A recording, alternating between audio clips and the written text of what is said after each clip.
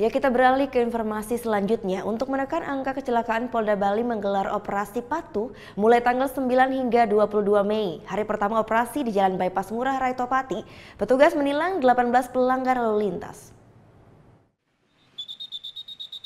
Puluhan personel gabungan Polda Bali menggelar operasi Patuh hari pertama di Jalan Bypass Ngurah Rai Topati dan Pasar Selasa sore.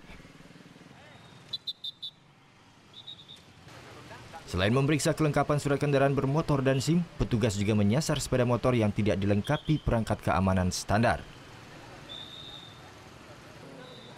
Seperti pengendara sepeda motor trail ini, terkena tilang karena tidak dilengkapi lampu sein dan lampu stop belakang.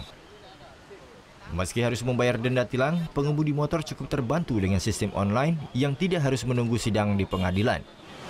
Lebih enak kayak gini ya, bayarnya online, gimana ya?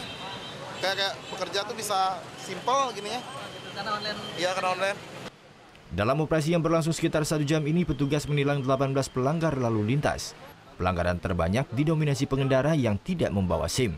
Tentunya pelanggaran-pelanggaran yang berpotensi terhadap kecelakaan, ya, yang menyangkut kelengkapan dari awal kendaraan itu sendiri, karena ini kegiatannya sifatnya stasioner 21. Itu yang pertama, kemudian tentunya juga kelengkapan dari surat-surat. Andi mengimbau masyarakat selalu memperhatikan keselamatan dalam berlalu lintas, ada atau tidak ada operasi. Polda Bali akan kembali melanjutkan operasi Patuh hari ini dengan lokasi yang masih dirahasiakan.